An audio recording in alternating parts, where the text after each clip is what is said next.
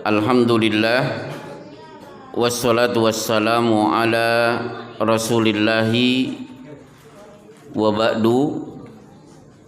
Bapak-bapak, ibu-ibu, wabil khusus kepala dukuh Karangnongko, leres ya Pak? Kepala dukuh Pak Joko, termasuk Pak Suparjo, Masya Allah, tasih sugeng, alhamdulillah. Ibu-ibu, bapak-bapak, coba sebelum saya mulai ceramah saya, yang pernah merasa sekolah di SD Masaran 5 tunjuk jari. Insya Allah, 1, 2, 3, 4. Adik kelas, kakak kelas, sinten. Oh, siapa lagi? Tadi yang ketemu satu kelas saya, Mbak Sri, ya? Nah, Mbak Sri. Ada lagi? Di sini Mas Lanjar, di situ Mas Sugianto, di sini Mas Tomo, Mas Suwardi. Kenapa lagi? Suhar. Sinten. Tahun berapa, Pak? Oh, nggak ingat. Kalau tidak ingat pasti lupa, betul. Baik, secara resmi saya meninggalkan Masaran bulan Juli 1990. Berarti pun pinten tahun, Bu? 3 doso nggih? Langkung ya 35. Praktis 50% bahasa Jawa habis hilang. 90 saya meninggalkan Masaran, belajar di pesantren, malang melintang, kuliah keluar. Alhamdulillah, meskipun bapak saya Pak Tarya, person apa mboten Pak? Ya, alhamdulillah. Sabodi mriki biasa mindring Pak Tarya pun sedo, sudah 2 tahun yang lalu meninggal. Meskipun saya termasuk keluarga tidak mampu, alhamdulillah bisa belajar, bisa kuliah gratis, malah setiap bulan mahasiswa diberi gaji. Saya masih ingat 1998 gaji mahasiswa dari Arab Saudi sebulan 300.000. Kira-kira tahun 98 300.000 sebulan itu besar, kecil, sedang, terlalu besar bahkan. Alhamdulillah bapak-bapak, selesai belajar, selesai kuliah, menuntut ilmu kepada ulama-ulama Timur Tengah, Arab Saudi, Yaman, Sudan, Mesir. Setiap hari kita berbahasa Arab dengan beliau. Akhirnya napa Pak? Ya, jadi akhirnya saya tinggal di Bekasi selama 25 tahun, dan akhirnya saya sadar saya bisa alif bata di Masaran, tapi kenapa ilmu harus saya sebarkan di Bekasi. Sampai akhirnya alhamdulillah menika Pak Kaswadi, ini provokator saya. Jadi Pak Kaswadi itu orang yang pertama kali mengajak saya pindah ke Masaran. Beliau dari mana? Masaran Kulon. Bismillah, atas saran beliau akhirnya diajak Pak Rosid dari Assalam. Secara resmi tanggal 10 Syawal saya sudah menjadi warga sah Masaran. Bapak-bapak, ibu-ibu yang dimuliakan oleh Allah, ini tadi anak yang baca Quran, bapaknya saya ingin tahu bapak dan ibunya ada, Masya Allah. Ibunya mana ibunya? Ya. Insya Allah saya doakan hari ini hafal juz 30. Insya Allah nanti hafal 30 juz putri beliau. Kan beda tipis. Ada yang hafal juz 30 dan ada yang hafal 30 juz. Beda tipis tidak Pak? Beda tipis. Tinggal dibalik. Seperti orang masaran suka membulak-balikan kata kowe se opo aku carry. Itu kan podo aja Pak. Ya. Baik. Bapak-bapak dan ibu-ibu yang dimuliakan oleh Allah, hafal 30 juz itu nikmat. Hafal 30 juz itu nikmat. Bahkan sekarang alhamdulillah banyak metode setengah tahun insya Allah sudah bisa hafal 30 juz. Maka tolong mulai hari ini yang punya anak-anak kecil dipersiapkan bismillah anak saya putu saya harus hafal 30 juz. Saged nggih Bu? Ada yang punya cita-cita anaknya hafal 30 juz, kuliah gratis, sudah gratis digaji, pulang akhirnya mendapatkan ilmu bermanfaat bagi masyarakat. Baik, hari ini saya akan menyampaikan materi tentang kurban. Apa yang perlu bapak-bapak dan ibu-ibu ketahui tentang kurban? Yang pertama, coba kira-kira saya bertanya, mana yang lebih berat? Perintah Allah kepada iblis untuk sujud kepada Adam, atau perintah dari Allah kepada Ibrahim untuk menyembelih anaknya Ismail? Mana yang lebih berat? Perintah menyembelih anak dari Allah kepada Ibrahim itu jauh lebih berat daripada perintah dari Allah kepada iblis sekedar sujud kepada Adam. Pertanyaannya lagi, kok bisa perintah yang begitu berat untuk menyembelih Ismail dilaksanakan ikhlas oleh Ibrahim, tapi kenapa perintah yang begitu ringan sekedar sujud kepada Adam ditolak oleh iblis? Jawabannya, ketika Ibrahim diperintah menyembelih Ismail, yang dipikir oleh Ibrahim, yang memerintah itu siapa? Engkang dawuh sinten? Allah. Sebaliknya iblis, ketika ada perintah sujud kepada Adam, yang dipikir bukan sinten engkang dawuh, tapi perintahnya apa? Perintahnya sujud. Sujud kepada siapa? Kepada Adam. Loh, Adam kan baru saja diciptakan makhluk junior. Kenapa senior harus sujud kepada junior? Berarti Ibrahim, yang dipikir oleh Ibrahim siapa yang memerintah, sementara yang dipikir oleh iblis perintahnya apa? Kalau bapak-bapak mendapatkan perintah, yang dipikir perintahnya apa, insya Allah tidak akan dilaksanakan. Contoh, ada perintah sholat tahajud. Kalau bapak berpikir, engkang dawuh sujud tahajud niku sinten? Kalau itu yang dipikirkan, insya Allah bapak bisa sholat tahajud. Tapi kalau perintahnya apa? Sholat tahajud. Tahajud itu wajib atau sunnah? Sunnah. Kalau ditinggalkan dosa atau tidak? Tidak. Akhirnya tidak sholat tahajud karena yang dipikir perintahnya apa? Ini yang pertama.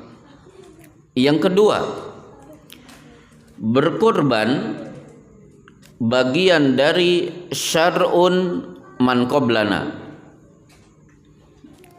Ini bahasa santri, terjemahan masarannya syariat sebelum kita. Maksudnya begini, kalau ibu-ibu, bapak-bapak melaksanakan ibadah dan ibadah ini sudah dipraktekkan umat-umat terdahulu, berarti ibadah ini masuk kategori syar'un man qablana, syariat sebelum kita. Saya beri contoh. Nabi Sulaiman menulis surat kepada Ratu Bilqis. Di surat An-Naml Allah berfirman, innahu min Sulaimana innahu bismillahirrahmanirrahim wa alla ta'lu alayya wa'tuni muslimin. Surat ini dikirim oleh Sulaiman. Surat ini aku awali dengan bacaan bismillahirrahmanirrahim. Bilqis, jangan sombong, datang kemari dalam keadaan muslim. Berarti hari ini kalau Bapak membaca bismillahirrahmanirrahim, maka bacaan ini sudah dipraktekkan oleh Nabi Sulaiman. Berarti bacaan bismillah adalah syar'un man qablana, syariat sebelum kita, bukan syariat Rasulullah Muhammad sallallahu alaihi wasallam. Contoh lagi, Ismail dipanggil, inni ara fil manam anni adbahuka fangdur madza tara. Ismail, tadi malam Bapak bermimpi menyembelih dirimu, menurut kamu bagaimana? Ismail dengan mantap menjawab, if'al ma tu'mar satajiduni insyaallahu minas sabirin. Laksanakan wahai ayah, ini perintah Allah, insya Allah saya bersabar ketika saya sedang disembelih. Jadi kalau Bapak berjanji mengucapkan insya Allah, ini bukan syariat Muhammad sallallahu alaihi wasallam, tapi syariat Nabi Ismail alaihissalam. Termasuk berkorban.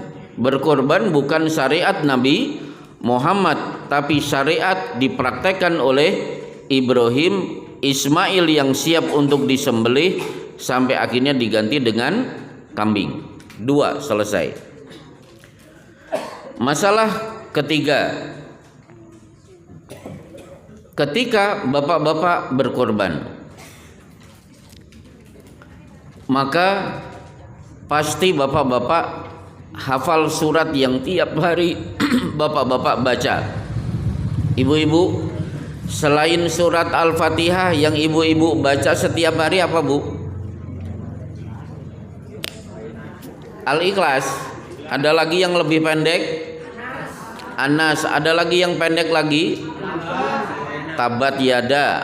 Inna a'toina. Itu setiap hari ya, Bu ya? Inna a'toinakal kautsar. Coba ayat kedua. Fasholli li rabbika wanhar. Salatlah dan berkorbanlah. Biasanya ibu-ibu, bapak-bapak, salat itu bersanding dengan perintah zakat. Berkali-kali dalam Al-Quran, wa aqimus sholah wa atuz zakah, tunaikan sholat, tunaikan zakat. Tapi di surat inna a'toinakal kautsar, sholat disatukan dengan berkorban. Pertanyaannya kenapa? Jawabannya, ibadah itu ada 2, ibadah badan dan ibadah harta. Ibadah badan contohnya apa? Imatatul adza anit thoriq, menyingkirkan duri dari jalan. Antalqa akhaka biwajhin tolikin, bertemu saudaramu dengan wajah berseri. Coba saya tanya ibu-ibu, bertemu dengan wajah berseri itu bahasa Karang Nongkonya apa, Bu? Mesem. Napa, Bu? Sumeh. Sumeh. Oh ya. Kalau bahasa saya di sana someah. Oh, di sini sumeh. Ya. Someah, sumeh. Jadi ibu ketika bertemu orang lain sumeh itu ibadah badan. Apalagi ibadah badan? Al-qadat yukhrijuhar rajulu minal masjid, sepotong sampah diambil dia keluarkan dari masjid. Itu ibadah badan. Dari sekian ibadah badan, contohnya banyak, tidak mungkin saya sebut satu persatu, tapi ranking 1 pahala paling hebat itu sholat. Ini ibadah badan. Kemudian ibadah harta. Ibadah harta itu ada zakat, ada infak, ada sodakoh, ada wakaf. Dari sekian ibadah harta, ranking 1 pahala paling besar adalah berkorban. Jadi ibu-ibu, kenapa Idul Adha itu spesial?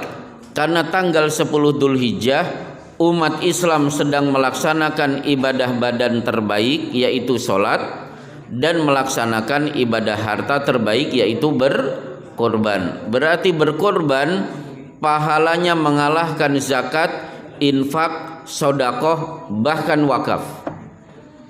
Maka rugi bagi ibu-ibu dan bapak-bapak tidak bisa berkorban, karena pahala harta paling besar adalah berkorban. Kemudian dari peristiwa hari raya Idul Adha ada pelajaran yang paling hebat. Coba ibu-ibu saya tanya, mana yang ibu-ibu pilih? A, ditakdirkan oleh Allah sebagai khairun nasi man tala umruhu wa hasuna amaluhu, sebaik-baik manusia, umur panjang dan bagus amalnya. A ya Bu ya, umur panjang bagus amal. B,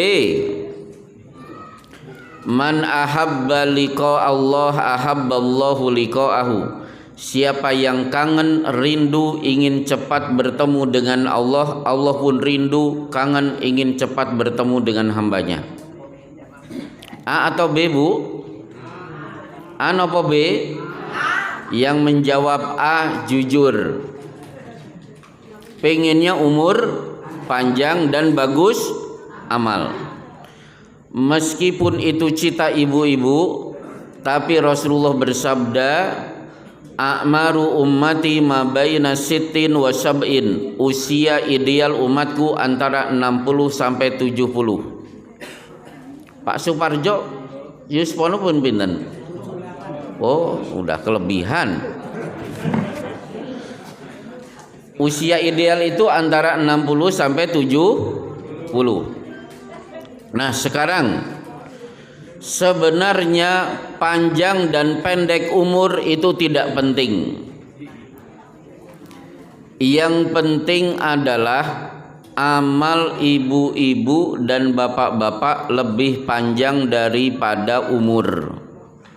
Saya ulangi, yang lebih penting ketika ibu-ibu bapak-bapak wafat, pastikan amal bapak-bapak dan ibu-ibu lebih panjang daripada usia. Saya beri contoh. Misalnya Imam Nawawi meninggal dunia di usia 45 tahun. Coba yang usia 45 tahun bisa tunjuk jari.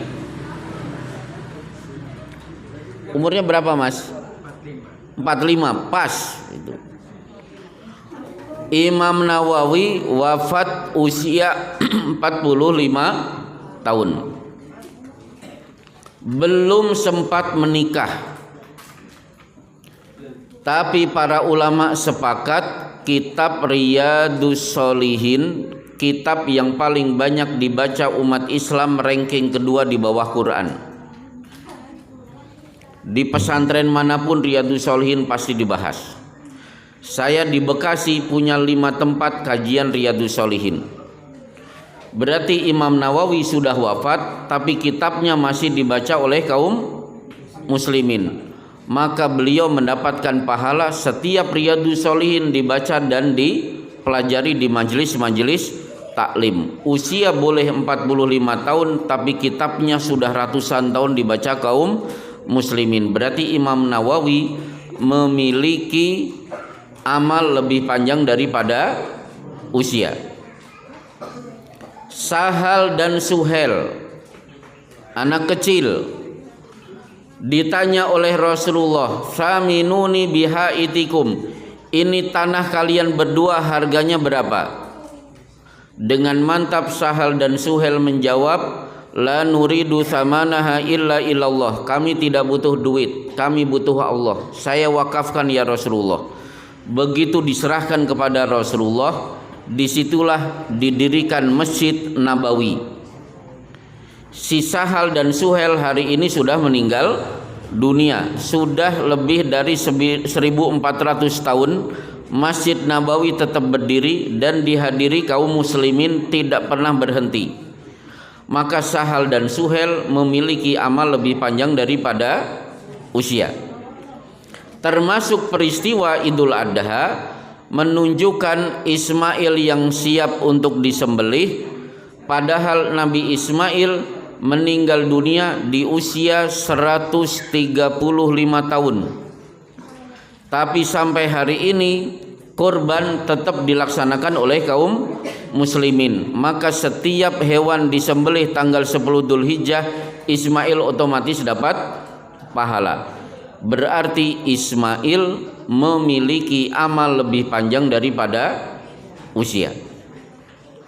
Termasuk di Karangnongko, siapa yang mendirikan masjid ini? Kalau ternyata yang mendirikan ini sudah wafat, maka setiap orang yang datang untuk sholat, maka pendirinya otomatis sudah dapat pahala. Maka pastikan ibu-ibu, bapak-bapak, nanti kalau meninggal dunia memiliki amal lebih panjang daripada usia. Baik. Kemudian akhirnya kita masuk fikih kurban. 1. Ketika bapak-bapak akan berkorban, berarti pastikan bahwa korban bebas dari cacat. Ada 4 kriteria harga mati hewan ini tidak boleh cacat untuk 4 hal. 1. Al-arja al-bayyin arja'uha. Kakinya pincang, jelas-jelas pincangnya. Berarti ketika bapak membeli sapi atau kambing, lihat kakinya. 2. Al-aura al-bayyin aurauha. Buta mata dengan jelas butanya. Berarti bapak langsung melihat ke arah mata. 3. Al-maridatu al-bayyin maraduha. Pastikan hewan yang akan dikorbankan tidak sakit, yang sudah diberi sertifikat sah oleh dinas kesehatan. 4. Wal kabiratul lati latunki. Hewan yang akan disembelih tidak terlalu tua sehingga dagingnya susah untuk dikunyah. 4 kriteria ini kalau ada salah satunya, berarti hewan ini tidak sah untuk dikorbankan. Di luar ini masih sah. Contoh, bapak membeli kambing, ternyata telinganya hilang, sah tidak? Masih sah, meskipun makruh. Apalagi begitu bapak mau membeli kambing, ternyata giginya protol, sudah tidak punya gigi, cacat gigi, masih sah. Yang penting bukan 4 itu, matanya, kakinya, kesehatannya, usianya yang belum terlalu tua. Masalah kedua, kira-kira mana yang lebih baik, berkorban kambing atau sapi? Kira-kira di sini paling banyak sapi atau kambing, Pak? Sapi. Baik. Sekarang pertanyaannya, yang disembelih oleh Nabi Ibrahim niku sapi nopo kambing, Pak? Kambing. Berarti aslinya Idul Adha itu menyembelih kambing. sebagaimana kana Rasulullah sallallahu alaihi wasallam yudhi kabshan, setiap tahun Rasulullah selalu berkorban dengan seekor kambing. Berarti kalau ada pertanyaan mana yang lebih baik, kambing atau sapi, kambing lebih baik. Tapi jangan berkecil hati. Dalam fikih itu ada pelajaran, demi maslahat boleh meninggalkan sesuatu yang lebih afdol. Karena maslahat, kadang-kadang yang lebih afdol ditinggalkan, cari yang baiknya di bawahnya. Termasuk kenapa bapak-bapak memilih sapi bukan kambing? Satu, rata-rata ibu-ibu kalau disodorkan daging sapi, insya Allah 100% doyan makan daging sapi. Tapi kalau disodorkan daging kambing, banyak yang tidak berkenan. Yang kedua, ternyata ketika ada korban sapi, satu sapi di sini untuk 7 orang atau 10 orang? 7 orang. Akhirnya 7 orang ini kelompok bikin grup WA. Grup WA sesama nopo? Saya pernah kepleset sesama sapi, sesama orang yang berkorban sapi. Akhirnya kompak. Akhirnya apa? Bahkan di beberapa tempat sesama grup pekorban sapi akhirnya malah jadi besan. Jadi kan ada maslahatnya. Demi maslahat maka banyak yang berkorban dengan sapi bukan kambing. Sehingga ibu-ibu dan bapak-bapak tidak usah berkecil hati dan tidak usah mengundurkan diri dari grup sapi gara-gara ceramah saya. Karena apa? Dalam fikih mengejar maslahat itu juga bagian dari mengikuti sunnah. Baik, masalah keempat. Kira-kira di Karangnongko ada tidak yang menyembelih sapi atau kambing ibu-ibu? Tidak ada. Mengantisipasi kalau ada ibu-ibu yang ingin menyembelih, maka an Ubay ibni Ka'ab radhiyallahu anhu anna imra'atan dzabahat syatan fasu'ilan Nabi sallallahu alaihi wasallam fa amara bi akliha. Dari Ubay bin Ka'ab, ada seorang bertanya, "Ya Rasulullah, ini kambing baru saja disembelih oleh seorang wanita." Maka beliau mempersilahkan untuk dimakan dagingnya. Berarti sah kalau ada yang menyembelih ibu. Masalah kelima, ibadah kurban adalah ibadah keluarga. Seekor kambing dikeluarkan oleh suami, sudah otomatis istri dan seluruh anaknya mendapatkan pahala sama. Maka ketika hewan sedang disembelih, cukup disebut nama kepala keluarga. Bismillahi Allahu Akbar, Allahumma taqabbal min Bapak Mahmud. Disebut Bapak Mahmud, Bu Mahmud juga dapat pahala, anak-anak Pak Mahmud juga dapat pahala. Jangan seperti yang ada di Bekasi. Pak, namamu disebut tahun kemarin, tahun ini aku yang disebut. Akhirnya disetujui oleh suaminya, tiba-tiba anak lari dari belakang, tahun depan aku yang disebut. Jadi tidak perlu disebut nama istri, tidak perlu disebut nama anak, cukup keluarga, kepala keluarga yang disebut, istri dan anak sudah otomatis mendapatkan pahala. Nah, kemudian masalah yang lain. Biasanya ada pertanyaan, saya ingin berkorban 2, satu untuk keluarga saya, yang kedua untuk ibu dan bapak saya yang sudah meninggal. Sebenarnya secara hukum sah, boleh. Meskipun nanti ada kata-kata meskipun. Kenapa secara hukum sah? Karena di Sahih Muslim ada seorang datang menghadap Rasulullah, "Ya Rasulullah, inna ummi uqtutilat nafsuha walam tusi." Ya Rasulullah, ibu saya mati mendadak. Saya berpesan kepada ibu-ibu, tolong nanti jangan mati mendadak. Karena mautul fujah ahdatu asib, mati mendadak adalah mati yang disayangkan.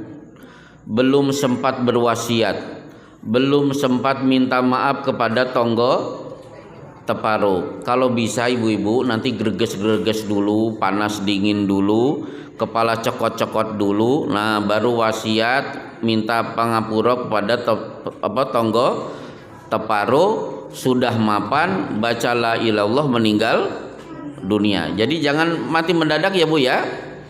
Mati mendadak bikin kaget, jangan. Nah, ya Rasulullah, afalaha ajrun intasaddaqtu alayya, seandainya saya sebagai anak bersedekah dengan uang ini, harapannya Allah berikan pahala untuk ibu saya, sampai tidak? Maka Rasulullah menjawab singkat, "Na'am." Benar, pahalanya sampai kepada orang tuamu. Jadi bagi yang mau bersedekah atas nama orang tua hukumnya sah. Tapi tadi apa? Meskipun man dalla ala khairin falahu ajru fa'ilihi, orang tua yang pernah mendidik anak berbuat baik, maka setiap kesolehan si anak tanpa diniatkan pun orang tua sudah otomatis mendapatkan pahala dari semua amal soleh yang dilaksanakan anak. Jadi cukup seekor kambing saya korbankan, ini untuk saya, untuk istri saya, untuk anak-anak saya, otomatis bapak dan ibu saya yang sudah gulawentah semenjak kecil sudah otomatis mendapatkan pahala. Baik ibu-ibu yang dimuliakan oleh Allah, kira-kira seperti itu gambaran berkorban. Tidak banyak, tapi kemungkinan masih ada yang perlu ditanyakan. Saya memberikan kuota 3 pertanyaan bagi ibu-ibu dan bapak-bapak yang masih belum jelas seputar kurban. Yang bertanya saya doakan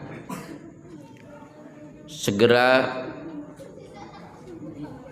Belum selesai Pak, ini yang pokoknya yang bertanya saya doakan semoga husnul khotimah.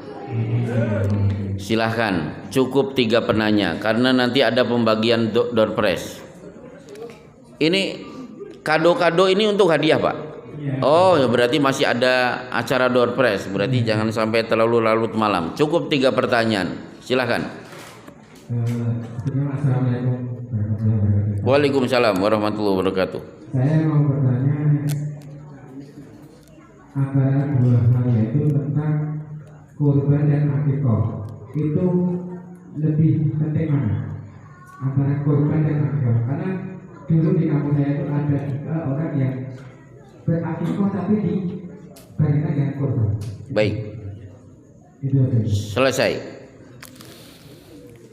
Ini ada kabar gembira.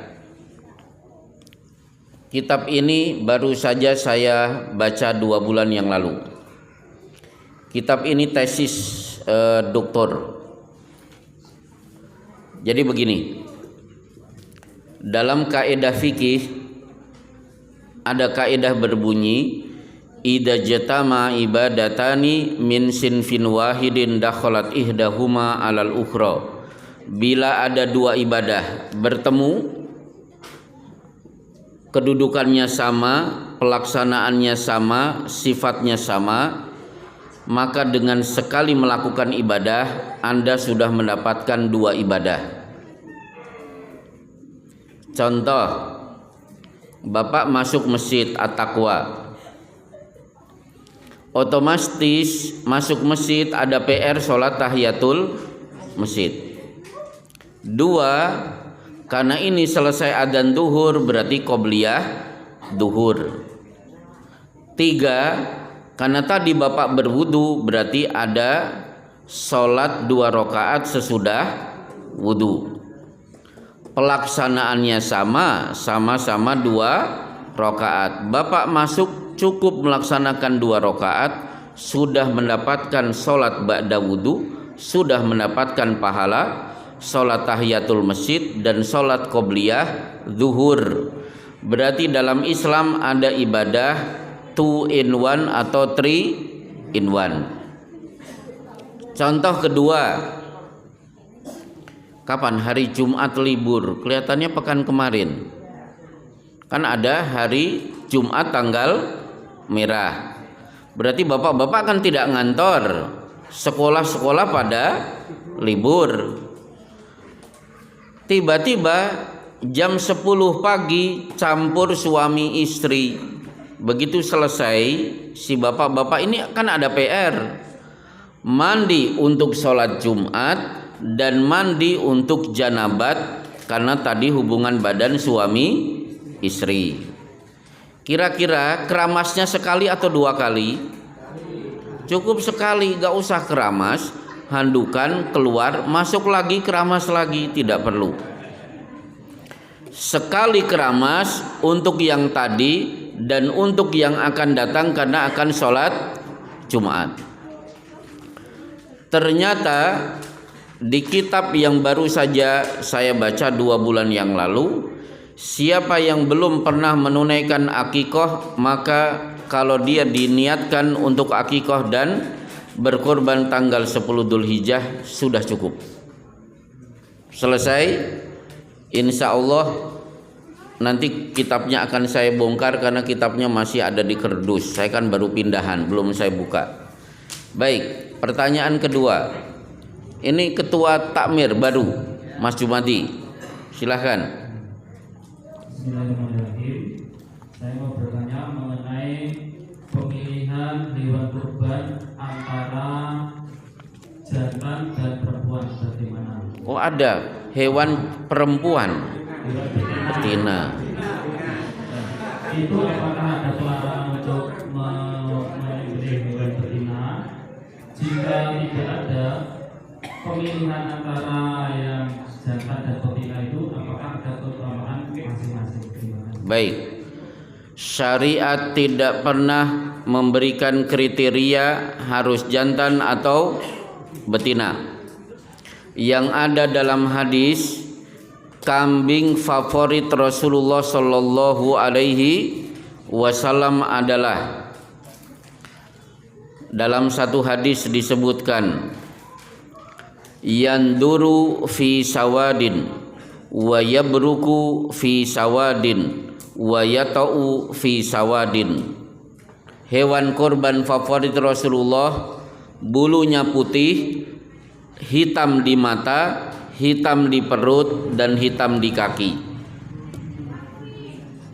Kalau bapak ketemu kambing seperti ini, inilah kambing favorit Rasulullah Shallallahu Alaihi Wasallam.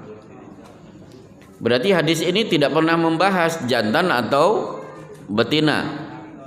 Baik, langsung kepada jawaban inti. Zakatul janini zakatu ummihi.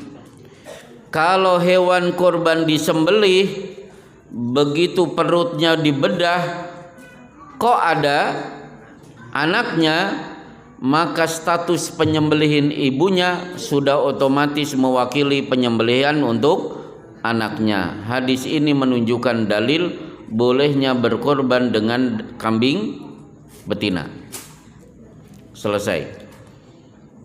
Pertanyaan terakhir sebelum door prize. Kelihatannya ibu-ibu sudah tidak sabar dapat door prize. Terakhir, Pak Ketua Dukuh, monggo Pak. Kemungkinan dari penyembelihan itu ada yang bertanya tentang menghadapnya hewan yang akan dikorban. Baik. Jadi gini, kepada bapak-bapak panitia, salah satu cara menyembelih yang baik selain bismillahi Allahu akbar, hukumnya sunnah tidak wajib, kambingnya menghadap kiblat dan yang menyembelih juga menghadap kiblat. Gitu ya. Jadi disunahkan sapi yang disembelih menghadap kiblat, tapi yang menyembelih juga menghadap kiblat. Ada bayangan, Pak? Ada yang mau dipraktekkan sekarang? Pokoknya begitu. Seandainya ini tidak terwujud karena hukumnya sunnah, berarti penyembelihannya tetap sah. Baik, cukup cekap semantan ya, Pak. Alhamdulillah mengenai korban insya Allah tidak banyak kesulitan karena setiap tahun Bapak laksanakan. Baik, sebelum ditutup ini doa sekarang atau setelah selesai bagi-bagi hadiah? Oh sekarang. Baik, a'udzubillahi minasyaitonir rajim. Bismillahirrahmanirrahim. Alhamdulillahi rabbil alamin. Ar-Rahmanir Rahim. Maliki yaumiddin. Iyyaka na'budu wa iyyaka nasta'in. Ihdinas siratal mustaqim siratal ladzina an'amta 'alaihim ghairil maghdubi 'alaihim waladdallin. Allahumma shalli 'ala Muhammadin wa 'ala alihi wa sahbihi wa sallim. Allahumma ighfiril muslimina wal muslimat wal mu'minina wal mu'minat al ahya'i minhum wal amwat innaka ala kulli syai'in qadir. Allahumma inna nas'aluka ilman nafi'a wa rizqan thayyiba wa amalan mutaqabbala. Rabbana atina fid dunya hasanatan wa fil akhirati hasanatan wa qina adzaban nar. Wa sallallahu ala Muhammadin wa ala alihi wa sahbihi wa sallim. Walhamdulillahi rabbil alamin. Mengatakan cekap. Assalamualaikum warahmatullahi wabarakatuh.